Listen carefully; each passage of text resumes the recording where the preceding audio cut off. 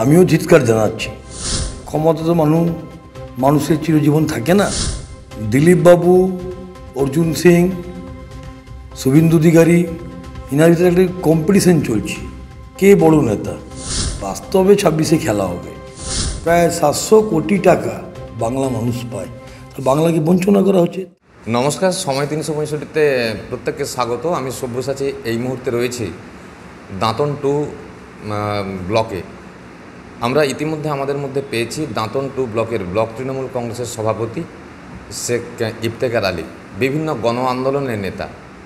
সেই ইফতেখার বাবুকে আমরা প্রথমে সময় 365-র পক্ষ থেকে স্বাগত জানাব। ধন্যবাদ জানাই আপনাকে। ইফতেখার বাবুর কাছে প্রথম প্রশ্ন, 27শে ফেব্রুয়ারি 2025 নেতাজি ইন্ডোরে দলীয় কর্মী সমর্থকদের নিয়ে স্বয়ং মমতা বন্দ্যোপাধ্যায় ভুতুড়ে ভোটার একাধিক নির্দেশিকা দেওয়ার পাশাপাশি ভুতুড়ে ভোটার ধরারও প্রক্রিয়া শুরু করেছিলেন বা নির্দেশ দিয়েছিলেন। আপনার ব্লকে এই মুহূর্তে ভুতুড়ে ভোটার ধরার কী প্রক্রিয়া চলছে? অলরেডি আমরা একটা ব্লকে কমিটি করে দিয়েছি এবং আমাদের প্রতিটি অঞ্চলে বুথে বুথে আমরা গিয়ে ভোটের প্রচারও হচ্ছে এবং ভোট তালিকাও দেখা হচ্ছে। কিছু কিছু জায়গায় ডিস্টার্ব আছে, আমরা দেখেছি। কোথায় আছে সেটা আমি বলবো না এখন। আমরা অলরেডি এমএলএ এবং জেলা সভাপতিকে জানিয়েছি এবং আমাদের কাজ চলছে এবং অঞ্চলে কমিটি হয়েছে, এই নিয়ে ব্লকের কমিটি হয়েছে। আবার আগামী 4 তারিখ 5 তারিখ দলনেত্রী একটা আমাদের নির্দেশ দিয়েছেন, ওষুধের যে হারে দামটা বাড়ছে তার প্রতিবাদ মিছিল এবং প্রতিবাদ সভা হবে। আগামী সেপ্টেম্বর মাসের শেষের দিকে, এপ্রিলের শেষের দিকে দীঘায় জগন্নাথ মন্দির উদ্বোধনে আসছেন কিন্তু মমতা বন্দ্যোপাধ্যায়। আর এই জগন্নাথ মন্দির উদ্বোধন নিয়ে বিরোধী দলনেতা শুভেন্দু অধিকারী একাধিকবার কটাক্ষ করেছেন। তিনি বলেছেন সরকারের কাজ মন্দির তৈরি করা নয়। এ প্রসঙ্গে কী বলবেন? যদি শুভেন্দু অধিকারী সেটা বলে থাকেন তাহলে রাম মন্দিরে কেন উদ্বোধন করেছিল প্রধানমন্ত্রী মোদী?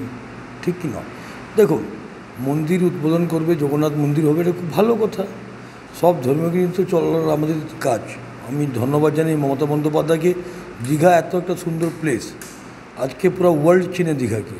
দীঘা যে উন্নয়নটা মুখ্যমন্ত্রী মমতা বন্দ্যোপাধ্যায় করেছেন, আমরা ধন্যবাদ জানাই এবং আমরা খুবই খুশি। আমরা কখন বেড়াতে গেলে ফরেন কান্ট্রির লোকগুলো এসে খুব খুশি হন আর কি। এর থেকে গর্ব ব্যাপার কী আছে বলুন তো?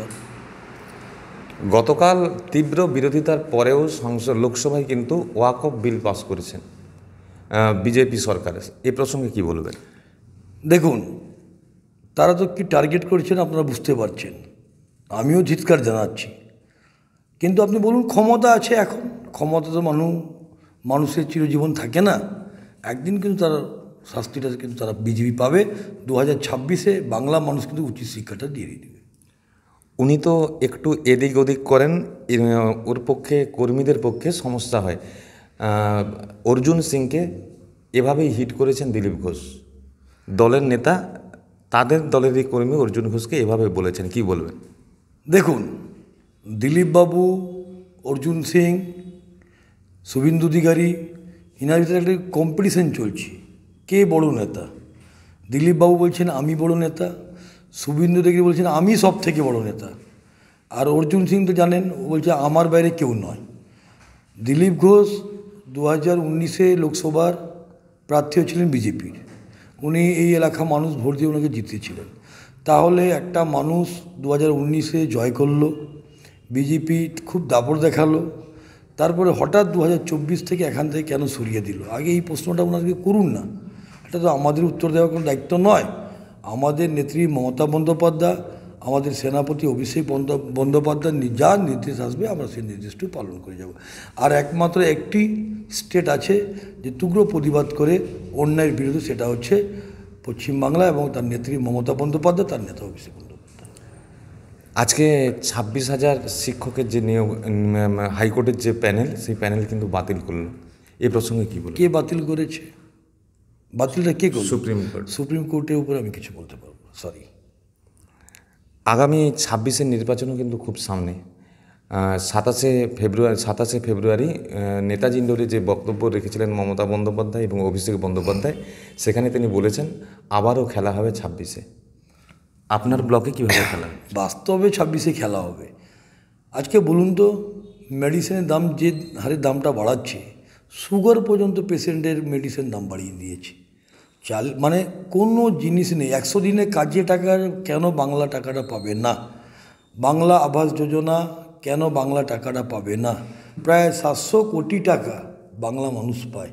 তো বাংলাকে বঞ্চনা করা হচ্ছে। তার প্রতিবাদে বাংলা মানুষ ঐক্য হয়ে 2026-এ হাত তুলে জোড়া ফুলকে ভোট দেবে এবং আমাদের 213 ছিল, তার থেকে অনেক বেশি সিট আমরা পাবো।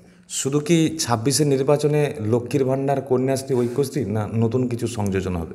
আর সেটা তো মাননীয় মুখ্যমন্ত্রী মমতা দাও বলতে পারবেন। আমরা তো সৈনিক ওনার যেটা নির্দেশ হবে আমরা সেটা পালন করব। খালি রূপশ্রী বলছেন, রূপশ্রী কন্যাশ্রী আজকে জানতো গ্রামে গ্রামে পথশ্রী, গ্রামে গ্রামে জলের ট্যাঙ্কি, গ্রামে গ্রামে কি হসপিটাল। আজকে আপনি জানতো আমাদের এখানে একটি হসপিটাল আছে, খন্ডরি হসপিটাল, ওখানে গিয়ে দেখুন এভরিথিং ওষুধ দিচ্ছে মমতা বন্দ্যোপাধ্যায়, কোনো বাধা নেই। আপনি লক্ষ্মী ভাণ্ডার বলুন, আজকে যারা রূপশ্রী পাচ্ছে তারা কি শুধু তৃণমূল কংগ্রেসের ঘরে মেয়েরা পাচ্ছে কি? এটা প্রশ্ন করুন না। বিজেপি পাচ্ছে, সিপিএম পাচ্ছে, সবাই পাচ্ছে। লক্ষ্মী ভাণ্ডার সবাই পাচ্ছে, কন্যাশ্রী সবাই পাচ্ছে, স্বাস্থ্যসাথী সবাই পাচ্ছে। এইটা হচ্ছে মমতা বন্দ্যোপাধ্যায় মানে সৌজন্য, যাতে বাংলার সব মানুষ পাক। এখানে কোনো মমতা বন্দ্যোপাধ্যায় কোনো পার্টি দেখেন না। শেষ প্রশ্ন, আপনি আমাদের সময় 365 দর্শক বন্ধুদের জন্য কি বলবেন? আমি প্রথমে তো ধন্যবাদ জানাই। আমার মনে আছে 2021-এ যখন অনেক চ্যানেলগুলো নেগেটিভ দেখাচ্ছিল, একটি চ্যানেল আমার মনে আছে এই সময় 365 পজিটিভ বলেছিল। তাই জন্য আমি ধন্যবাদ। এবং আপনাদের কাছে একটাই অনুরোধ, যারা বাস্তব সত্যি আছে সেইগুলো দেখান। আজকে বলুন তো, উত্তরপ্রদেশে একজন রিপোর্টারকে খুন করে দেওয়া হলো, তার প্রতিবাদ কেন হলো না? বাংলার তো কোনো ব্যাপার হলেই প্রতিবাদ আরম্ভ হয়। আমরাও চাই প্রতিবাদটা হোক, কিন্তু বাস্তব সত্যিটাকে নিয়ে প্রতিবাদ হোক। কিছু চ্যানেল আছে, দালাল চ্যানেলগুলো, যারা আমাদের দলের বিরুদ্ধে, শুধু সকাল থেকে তৃণমূল কংগ্রেসের বিরুদ্ধে, যেটা বাস্তবটা সেটা দেখান না।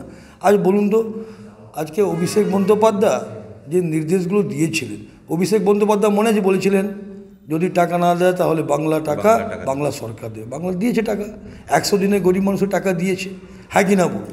তাহলে আমাদের কাছে তো অনেক আছে, অস্ত্র আছে। কি অস্ত্র? উন্নয়নের অস্ত্রটা আছে, আমরা মানুষের কাছে পৌঁছে যাব।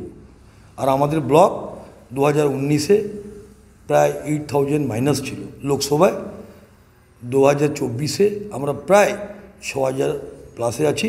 এইটা আমাদের ব্লকে 7টি অঞ্চল আছে। এটা আগামী বিধানসভা যাতে 20 থেকে 22,000 ভোট লিড হয়, তারা আমরা টার্গেট করে দিয়ে চলছি। এক কথায় ইফতেখার বাবুর কথা প্রসঙ্গে কথা বলা যায় যে তিনি মমতা বন্দ্যোপাধ্যায়ের দলের শুধুমাত্র সৈনিক মাত্র। আগামী দিনে মমতা বন্দ্যোপাধ্যায় যেভাবে যেদিক দিয়ে নির্দেশিকা দেবেন, সেই নির্দেশ অক্ষরে অক্ষরে পালন করে দাঁতন 1 নম্বর ব্লক, দাঁতন 2-এ তৃণমূলের উন্নয়ন তিনি ভরিয়ে দেবেন। এতক্ষণ সময় দেওয়ার জন্য ইফতেখার বাবুকে সময় 365-র পক্ষ থেকে ধন্যবাদ জানাই। আমি ধন্যবাদ জানাই। আপনাকে একটাই কথা বলবো, আমাদের 7টি অঞ্চলে আপনারা সার্ভেও করতে পারেন। কোথায় যদি আমরা ভুল করে থাকি সেটাও আপনারা বলবেন। মানুষ কাজ করতে গেলে মানুষের ভুল হয়, যে কাজ করবেন তার ভুল হবে না। আমরা দেখুন, আমরা কয়েকদিন আগে আমরা ঈদের এত বড় শুভেচ্ছা করলাম। আবার আপনাদের চ্যানেলের মাধ্যমে আগামী 6 তারিখ রামনবমী, আমি সবাইকে আমার ব্লকের পক্ষ থেকে শুভেচ্ছা জানাই। সব অনুষ্ঠান, সব ধর্মীয় অনুষ্ঠান শান্তি শৃঙ্খলা এবং হাসি মুখ হোক, এটাই আমরা চাই। আমরা বাংলার নেত্রী, মা মাটি নেত্রী মমতা বন্দ্যোপাধ্যায়ের এখনও মানুষের আস্থা আছে, প্রচুর আস্থা আছে। বলুন, যখন সিপিএম 2011-তে আমাদের দল ক্ষমতায় এলো, নেত্রী যদি বলতেন না বদলা না বদল চাই, তাহলে কি মানে বদল না বদলা চাই যদি বলতেন, তাহলে আজকে এই সিপিএমরা দিদি যে লন্ডন গেছিলেন সেখানে প্রতিবাদ করতে পারতেন না।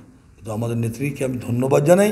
উনি আজকে আপনি বলুন তো, আমাদের ব্লকে আগে কি মানে ঘটনা হয়নি? বন্দুক ফায়ারিং হতো, বম ব্লাস্ট হতো, মানুষের বাড়িতে আগুন লাগানো হতো। আমাদের ব্লকে 2জন তজতাজ জীবন, বিজেপি সিপিএমরা 2জনকে মার্ডার করে দিল। কিন্তু আজকে আমাদের নেত্রী আসার পরে আমরা শান্তি শৃঙ্খলা রেখেছি। আমি ধন্যবাদ জানাই আমাদের ব্লক তৃণমূল কংগ্রেসের পক্ষ থেকে আপনার চ্যানেলকে। আপনাদের চ্যানেলের মাধ্যমে আমি সবাই, ভারতবর্ষে নয় বাংলার সব মানুষকে আমি ধন্যবাদ জানাই। এবং আমাদের মা মাটির নেত্রী, জননেত্রী মুখ্যমন্ত্রী মমতা বন্দ্যোপাধ্যায় এবং আমাদের নেতা অভিষেক বন্দ্যোপাধ্যায়কে আমরা ধন্যবাদ জানাই।